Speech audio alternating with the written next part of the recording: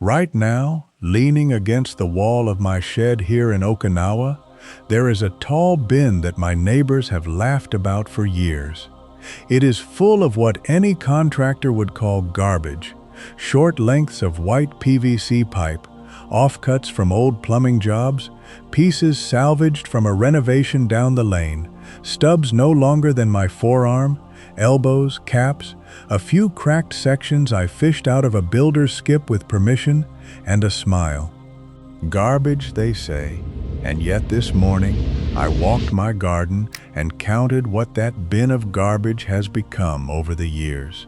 The frames holding the netting over my cabbages, the watering spikes buried beside my tomatoes, feeding their roots deep underground, the sheaths guarding the sharp edges of every saw and chisel in my shed, the rack that holds my long tools against the wall in perfect order, the rollers that let an old man move heavy timbers alone, without a young man's back. Not one of those things cost me more than pennies. Every one of them was garbage first. Today, I am going to give you 10 of these. 10 honest, tested homestead uses for the PVC scraps you are about to throw away. And by the end, you will never look at a white pipe offcut the same way again. My name is Kenji Takara. I am 81 years old, and I have lived my whole life on the island of Okinawa, in the far south of Japan. I was raised by people who did not have a word for scrap the way the modern world uses it, as a word that gives you permission to stop thinking.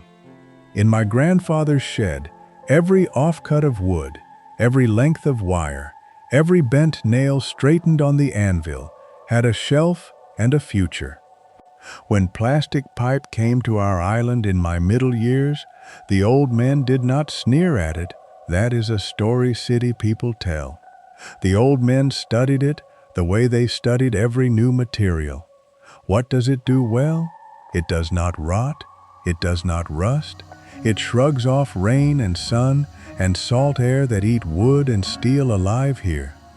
It cuts with a handsaw, drills like soft wood, and weighs nothing. And it costs nothing at all when you rescue it from a builder's bin. To a mind trained in Matenai, waste nothing. A material like that is not garbage. It is a gift the world keeps leaving on the curb. Walk through the garden center or the farm store and look, really look, at what they are selling you. Tomato watering stakes, $12 for 4. Garden hoop frames for netting, $30 a kit.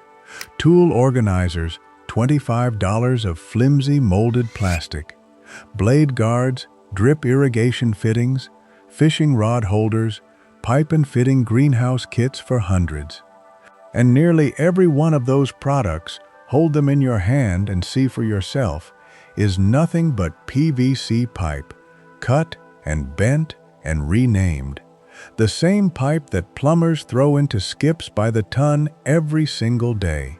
The same offcuts the hardware store sells for pennies in the odds bin when they do not simply give them away. The garden industry's quiet trick is this: they buy pipe by the mile, cut it into short pieces, put a picture of tomatoes on the bag, and sell it back to you at 20 times the price, betting that you will never make the connection. There is no profit in teaching you that the $12 watering stakes are lying in the scrap pile at any construction site, free for a polite question. So nobody teaches it. Today, I will. Now, here is where almost everyone goes wrong with PVC. And if you do not learn this one thing, your clever projects will crack, sag, and disappoint you. And you will say the old man's ideas do not work. PVC has one enemy and one weakness, and you must respect both. The enemy is the sun. Left naked in full sunlight for years, white PVC slowly grows brittle. The surface chalks, and one cold morning, a piece that served faithfully snaps in your hand. The old-timer's answer costs almost nothing: a coat of ordinary exterior paint on any piece that will live its life outdoors. Paint is sunscreen for pipe. Painted PVC outdoors lasts many, many years longer than bare. And the weakness is rigidity under load. Pipe is wonderfully stiff for its weight, but it is not lumber. It bends under heavy weight, and it cracks when struck hard in the cold. So we use it where its gifts shine, guiding water, framing light structures, organizing, protecting, sliding, rolling, and we never ask it to hold up a roof. Use the material for what it is, never for what it is not. That is the first rule of every material in the shed, and the old men knew it before plastic was ever invented. So, the bin. 10 uses, from the garden to the shed, easiest first. For all of them together, you need only a handsaw or hacksaw, a drill, sandpaper to smooth cut edges, and perhaps a can of paint. Use number 1, the deep root watering spike. This one alone repays the whole video, and it is the $12 product from the store, made free. Take a length of pipe about as long as your forearm, 2 inches wide or so is ideal, but use what the bin gives you. Drill a scattering of small holes along the bottom half. When you plant a tomato, a squash, a pepper, anything thirsty, bury that pipe vertically beside the root ball. Hold end down, leaving a hand's width standing above the soil. Now when you water, you pour into the pipe, and the water is delivered deep, straight to the roots, underground, where not a drop is lost to runoff or to the sun's evaporation. The roots grow downward, chasing that deep water, and downward roots make a plant that laughs at a dry week. Surface watering wastes half of what you pour. The spike wastes nothing. 5 minutes of work, and you will make one for every heavy feeder in your garden by Sunday. Use number 2, the hoop frame that guards your beds. Short, flexible lengths of 1/2 inch or 3/4 inch pipe, bowed into arches over a garden bed, each end slipped over a short stake of rebar or thick dowel driven at the bed's edge, give you in 10 minutes the skeleton the catalog sells as a $30 kit. Over those hoops goes bird netting in summer, insect mesh against the cabbage moths, or clear plastic sheeting in the cold months. And suddenly your bed is a protected tunnel, a poor man's greenhouse, for the cost of the covering alone. When the season turns, the hoops pull out in a minute and stand in the corner of the shed, waiting forever. They do not rot like bent saplings. They do not rust like wire. They simply serve year after year. And the third use, the one every person with a shed will thank me for, takes a single scrap the length of your hand, one saw cut down its side, and solves a problem that has drawn blood from every gardener and carpenter I have ever known. Use number 3, the blade guard. Take a short piece of pipe, the length of the blade you wish to protect, and make one straight saw cut along its whole length, so the tube has a slot down one side. Now spring that slot open with your thumbs and press it over the teeth of your handsaw, the edge of your axe, the blade of your machete, the tines of anything sharp that hangs in the shed or rides in the truck. The pipe grips itself closed around the edge, a snug, tough sheath that costs nothing and saves your fingers every time you reach into the toolbox, and saves the blade's edge from clattering against steel. I have one on every saw I own, each labeled with a marker. The store sells these as blade protectors, a few dollars each. The bin makes them by the dozen from scraps too short for anything else. Sand the cut edges smooth, and if the fit is loose, a wrap of tape inside tightens it. Use number 4, the tool rack that ends the leaning tower. Every shed on earth has the same corner. Rakes, hoes, shovels, brooms, all leaning in a tangle, all falling when you take one. The cure is a row of short pipe sections, a hand's length each, wide enough to swallow a handle, screwed side by side to a wallboard at an angle, open ends up. Drill 2 holes through each pipe's back wall, drive screws through into the board. Done. Every long tool now slides into its own sleeve and stands at attention. You can build a rack for a dozen tools in an hour from scraps, and it will outlive the shed. Add a second row lower down for the short tools, and label the sleeves if your memory is as old as mine. Use number 5, the log roller, the old man's back saver. This is the most ancient trick on today's list, older than Japan itself, the roller. The pyramid builders moved stones on logs. You and I move heavy things on thick pipe.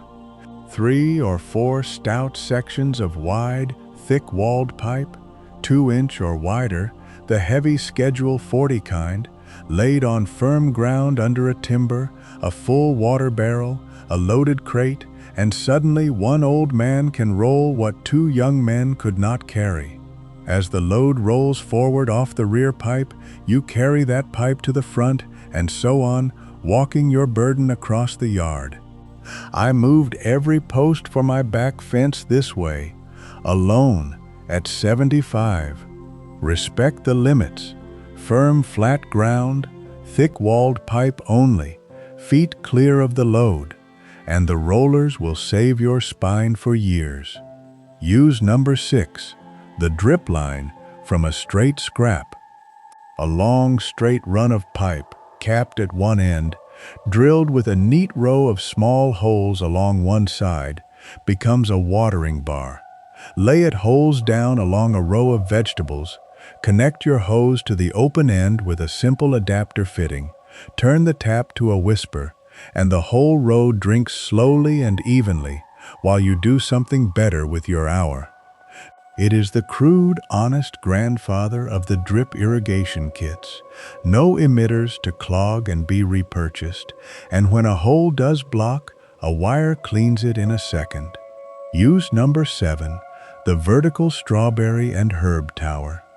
A wide pipe, 4 inches or more, the offcut from a drain job, stood upright in a large pot of soil or sunk into the ground, with staggered holes the size of a coin cut down its sides, and the tube filled with good earth, becomes a growing tower, a strawberry plant or herb seedling tucked into each hole, watered from the top, fruiting from every window. It grows a whole bed's worth of strawberries on 1 square foot of ground, the answer for the small yard, the balcony, the corner by the kitchen door. Paint it, remember, if it stands in full sun. Use number 8, the seedling protector. Short rings of wide pipe, 2 or 3 fingers tall, cut like slices of bread, pressed into the soil around each young seedling in spring, become little castle walls against the cutworms and slugs that mow down baby plants in the night, and against the trampling of careless boots and curious hens. When the plant is grown and stout, lift the ring, wash it, and stack it for next spring. 1 wide scrap yields a dozen rings in 10 minutes of sawing. Use number 9, the hose and cord keeper. A generous length of wide pipe screwed horizontally to the shed wall becomes a spoolless reel. The garden hose, the extension cord, the rope, coiled around it in fat loops, hanging tangle-free and off the floor where damp and mice do their work. A humbler cousin, short-slit rings, like the blade guards, snapped around a coiled cord to hold the coil closed in the toolbox. The store sells that as a cord organizer.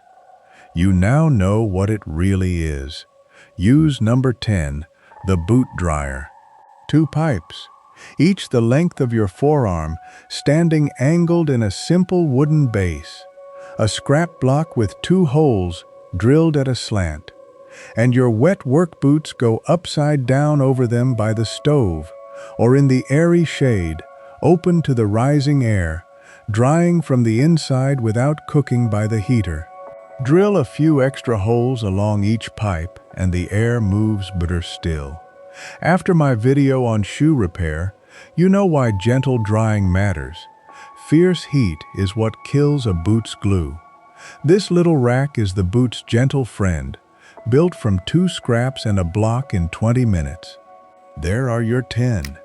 And now the extra layers, the 3 habits that separate the man with a clever trick from the man with a system. First, build the scrap pipeline. The bin fills itself once you open the tap.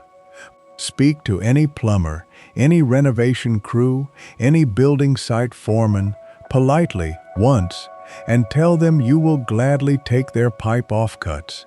They pay to dump them, you are doing them a favor. The hardware store's cut pipe odds bin sells remnants for pennies. And any renovation in your own home or a neighbor's is a harvest. Never buy full-price pipe for scrap work. The world is already throwing away more than you can use. Second, sort like my grandfather sorted. A bin of jumbled scrap is a junk pile. The same scrap sorted is a supply store. Stand the long pieces in one tall container, the short stubs in a bucket, the fittings, elbows, tees, caps, the little gold of the scrap world, in a box of their own. 2 minutes of sorting when scrap comes in saves an hour of rummaging when a project calls. My grandfather's wall of small labeled boxes, every screw, every washer, every strange bracket sorted and waiting, was the true engine of his shed. The pipe bin is simply that wisdom, one material newer. Third, cut safely and finish kindly. A hacksaw or any fine hand saw cuts PVC easily. Let the saw work, no force. And every cut edge gets a few strokes of sandpaper, because a raw cut edge is sharp enough to bite. Drill with gentle pressure so the bit does not grab. And one honest caution from an old man who tells you everything: work the pipe cold with saw and drill, as we have all day today. Do not burn or hot bend PVC over flame, for heated PVC gives off fumes you must not breathe. The saw does everything we need. The fire stays in the stove. Let me tell you now where I truly learned all this, because it was not from a pipe. It was from a wall of little wooden boxes in my grandfather's shed, and from a single evening I have never forgotten. I was perhaps 9 years old, and he had sent me to fetch a particular size of hinge screw, and I stood before that wall, dozens of small boxes, each labeled in his careful hand, screws by size, washers, hooks, straightened nails, lengths of wire coiled and tied, leather scraps, cork, cloth. And I asked him, with a boy's honesty, why he kept so much junk. He did not scold me. He picked up one straightened nail, held it to the lamplight, and said, "Junk is a thing in the wrong place, Kenji. On the ground, this is junk. In my box, it is a nail I will not have to buy on the day the gate hinge fails. The man who throws everything away must run to the store for everything. The man who keeps well and sorts well runs to his shed."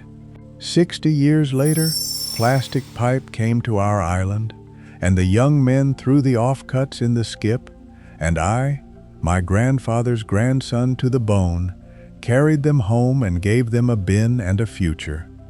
The material changed, the mind did not. That is the inheritance, not the boxes, but the way of seeing, and that is the larger truth beneath these 10 small projects.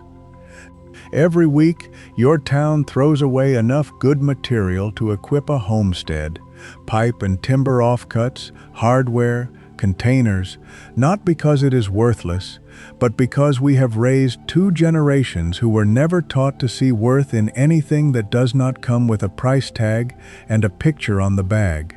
The garden industry counts on that blindness. The whole throwaway world is built on it. To reach into the scrap and pull out a watering system, a greenhouse frame, a tool wall, that is not poverty. Whatever the neighbor's smiles say at first, it is the oldest kind of wealth there is. The wealth of the seeing eye and the working hand. The wealth that no price increase can touch and no store can repossess. My neighbors laughed at my bin for years. They do not laugh anymore. They come to borrow from it. That is, Martin and I waste nothing. Not the pipe, not the pennies, not the gifts the world leaves on the curb, and not the quiet pride of a homestead that runs, in 100 small ways, on what everyone else threw away. So tell me, in the comments below, where in this world do you live, and what scrap is waiting in your garage or behind your shed right now? Pipe offcuts, old lumber, wire, the leftovers of some long-finished project. Tell me your place and your scrap pile, because I read every message that comes to me, and I would dearly love to know which of the 10 you build first.